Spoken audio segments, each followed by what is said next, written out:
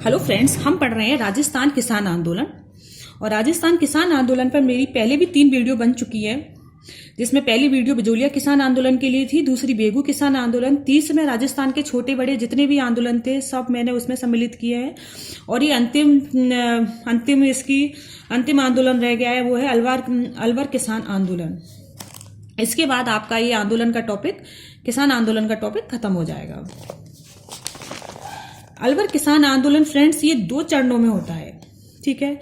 जो पहला चरण था इसका, ये राजपूतों के नेतृत्व में ये आंदोलन हुआ था और ये 1923 से 1924 ईस्वी के मध्य में हुआ था।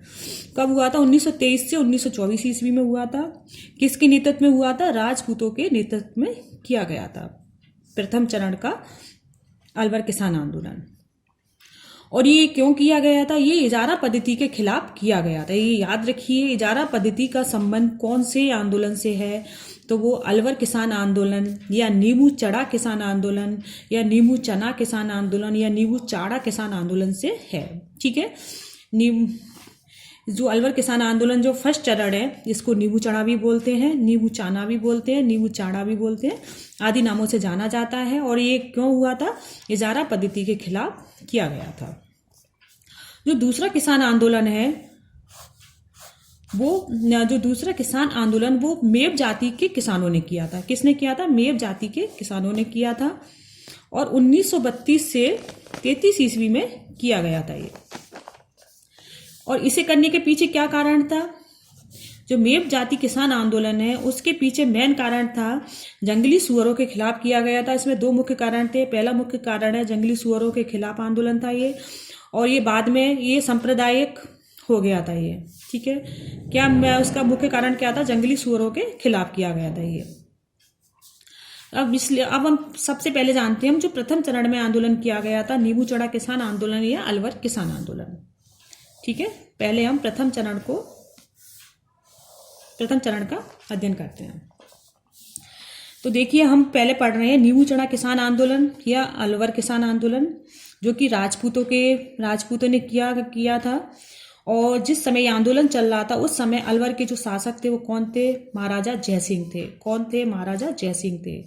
और ये आंदोलन क्यों किया गया था? क्योंकि महाराजा जयसिंह और वहां की सरकार ने लगान में वृद्धि कर दी थी, इसलिए ये आंदोलन किया गया था। और इन्होंने क्या किया था? इन्होंने इजारा पद्धति लागू कर दी, जो कि भू राजस्व की सबसे गलत पद्धति थी। कैसी पद्धति? ये भू राजस्व की सबसे गलत पद्धति। आप याद रखना, इजारा पद्धति का संबंध कौन से आंदोलन से है? तो वो नींबू चढ़ा किसान आंदोलन या अलवर किसान आंदोलन से है। और ये भू राजस्व की सबसे गलत पद्धति है। 1925 में क्या होता है कि 1925 में जो अलवर के राजपूत किसान थे, उनकी 3 मांग थी फ्रेंड्स। जो अलवर राजपूत किसान थे, उनकी 3 मांग थी। भू राजस्व को घटाने की मांग, जंगली सुअरों को मारने की मांग, और माफी की भूमि जब्त की मांग, ठीक है। ये 3 मांगे थी। ये तीनों मांग सबसे पहले जो राजपूत किसान थे, उन्होंने अपने महाराजा जयसिंह को इन मांगों के बारे में बताया, लेकिन जयसिंह ने इस पर कोई भी ध्यान नहीं दिया। उन्होंने इन बातों को नजरअंदाज कर दिया।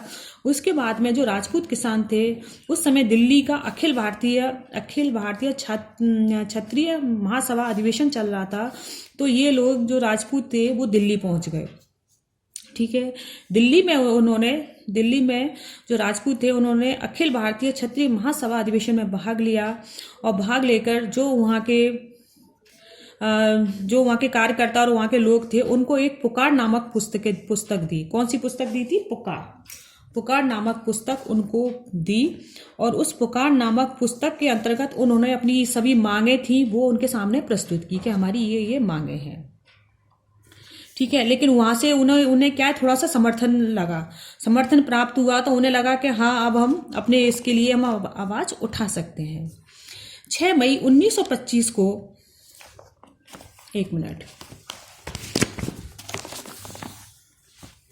ठीक है। उनको जब वहां पहुंचे तो उन्होंने अपनी पुस्तक, जो पुकार नामक पुस्तक थी, जिसमें तीनों मांगों के बारे में विस्तार से बताया गया था, तो उन्हें वहाँ पर जाके प्रस्तुत की, क्योंकि जयसिंह ने तो उनकी जो मांग थी उस पर कोई ध्यान ही नहीं दिया, उन मांगों को नज़रअंदाज कर दिया। तो उन्होंने अपनी ये मांगें और जो शर्तें थी वो सब अखिल भारतीय महासभा में प्रस्तुत की।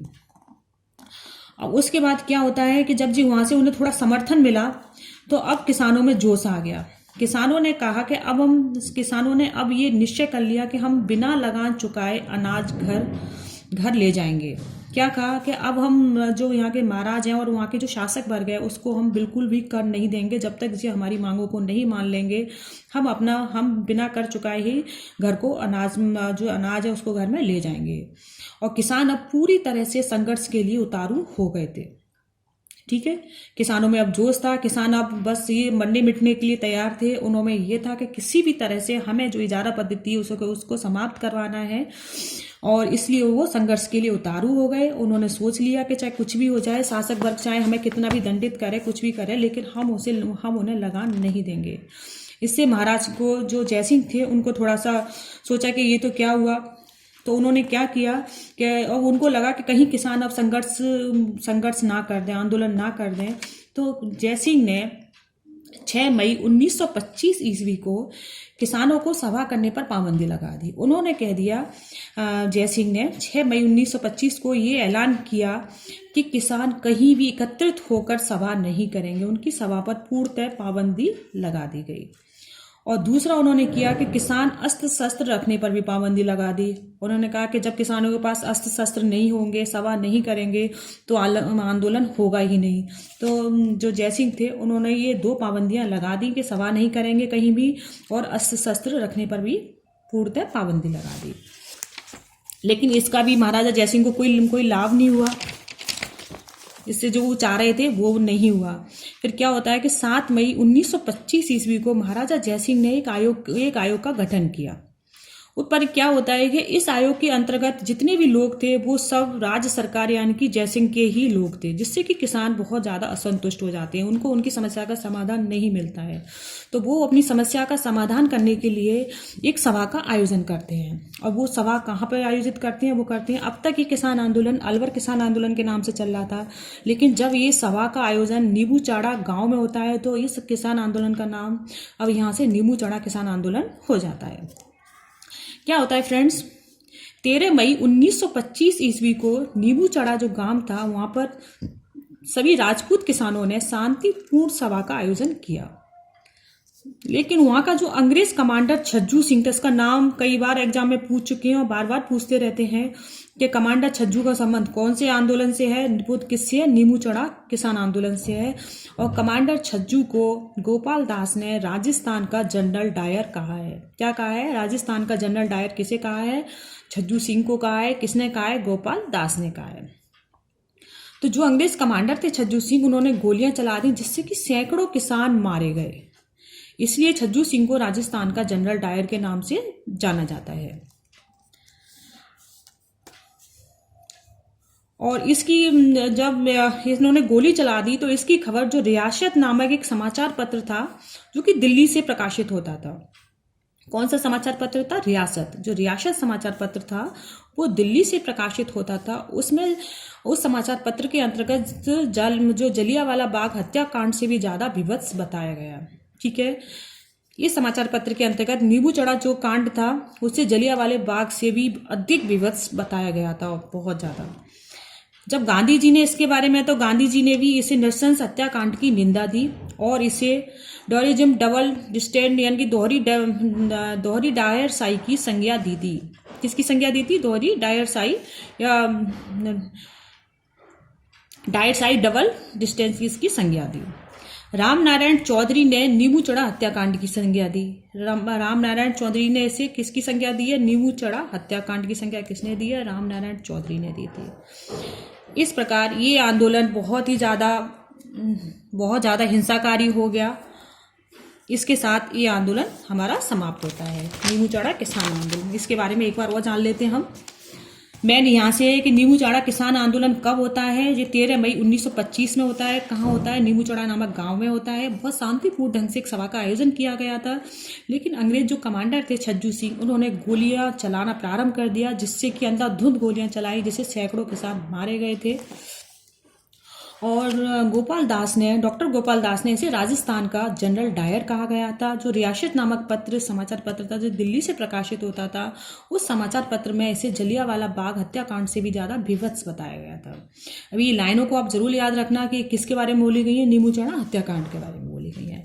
अब हम जानते हैं अलवर किसान आंदोलन का दूसरा चरण कौन सा था? वो था मेव किसान आंदोलन या जंगली सुअर विरोधी किसान आंदोलन। कौन सा था? मेव किसान आंदोलन या जंगली सुअर विरोधी किसान आंदोलन। और जो ये आंदोलन था, ये 1932 से 33 ईस्वी में किया गया था, और ये मेव जाति के किसानों के द्वारा किया गया था। और क्यों किया गया था? ये जंगली सुअरों के विरोध में किया गया था ये। ठीक है, मेव किसान आंदोलन या जंगली सुअर विरोधी किसान आंदोलन कब किया गया था? 1932 से 33 ईस्वी में किया गया था। और किसके द्वारा किया गया था? ये मेव जाति के किसानों के द्वारा किया गया था। और ये क्यों किया गया था? क्योंकि जंगली सुअरों के विरोध के लिए किया गया था। अब ये आ जाता है कि मेव किसान आंदोलन का नेतृत्व किसने किया? तो फ्रेंड्स, इसका नेतृत्व किया था यासीन खान और डॉक्टर मोहम्मद अली। किसने किया था? यासीन खान और डॉक्टर मोहम्मद अली। ये राजस्थान का एकमात्र आंदोलन ऐसा था जो सांप्रदायिक होने वाला आंदोलन था। ये पूरी तरह से जो आंदोलन सांप्रदायिक हो गया था। इस आंदोलन के तहत क्या होता है? एक ये लाइन आ जाती है कि अंजुमन खादिम उल इस्लामिक संस्था की मांग उठी थी। किससे उठी थी? जयसिंह से उठी थी। तो बस ये क्वेश्चन कई बार आरपीएससी में रिपीट हुआ है कि अंजुमन खादिम उल इस्लामिक संस्था की मांग किससे उठी? जयसिंह से उठी थी। और इसका संबंध किससे है? तो इसका संबंध मेव किसान आंदोलन या जंगली सुअर विरोधी किसान आंदोलन से है। ठीक है, मेव किसान आंदोलन के समय वहां का शासक कौन था? जयसिंह था। इस आंदोलन के पीछे क्या रीजन था फ्रेंड्स? के जो अलवर के महाराजा थे, जो वहां की राज सरकार थी, जयसिंह थे, उन्होंने वो क्या करते थे कि जो जंगली सुअर थे उनको अनाज खिलाकर पाला जाता था, और जो सुअर थे वो किसानों की खड़ी फसल को नष्ट कर देते थे। लेकिन जो शासक जयसिंह थे, उन्होंने जनता पर पूरी तरह से प्रतिबंध लगा दिया कि चाहे जंगली सुअर आपकी कितनी भी फसल खा जाएं, आप सुअरों को नहीं मारोगे। सुअरों को मारने पर पूर्णतः प्रतिबंध कर दिया गया था, जिससे किसानों की फसल नष्ट हो जाती थी, लेकिन किसान कुछ कर नहीं पाते थे। अंत में किसानों ने निश्चय किया कि हमें ये जंगली सुअरों के विरुद्ध कदम उठाना पड़ेगा, कुछ हमें इसके खिलाफ आवाज उठानी पड़ेगी, नहीं तो हम बर्बाद हो जाएंगे और हमारे घर में फसल का एक दाना भी नहीं आएगा, जिससे कि सब भूखे हो जाएंगे। अंत में उनके प्रयासों से जो जयसिंह है वो सुअर को मारने का आदेश देते हैं और ये आंदोलन समाप्त होता है। ठीक है, इसमें ये नाम आप याद रखना कि मेव किसान आंदोलन या जंगली सुअर विरोधी किसान आंदोलन कब होता है? ये 1932 से 33 ईस्वी में होता है। कौन करता है इसे? मेव जाति के किसानों के द्वारा किया जाता है। नेतृत्व कौन करता है? यासीन खान और डॉक्टर मोहम्मद अली नेतृत्व करते हैं। राजस्थान का एकमात्र आंदोलन है जो पूरी तरह सांप्रदायिक हो गया था। इसका याद रखना फ्रेंड्स कि अंजुमन खादिम उल इस्लामिक संस्था का संबंध कौन से आंदोलन से है? मेव किसान आंदोलन से है। इसकी मांग किससे की गई थी? जयसिंह से की गई थी। धन्यवाद फ्रेंड्स। अगर आपको मेरी वीडियो पसंद आई हो तो प्लीज लाइक कीजिए और मेरे चैनल को सब्सक्राइब जरूर कीजिए। धन्यवाद।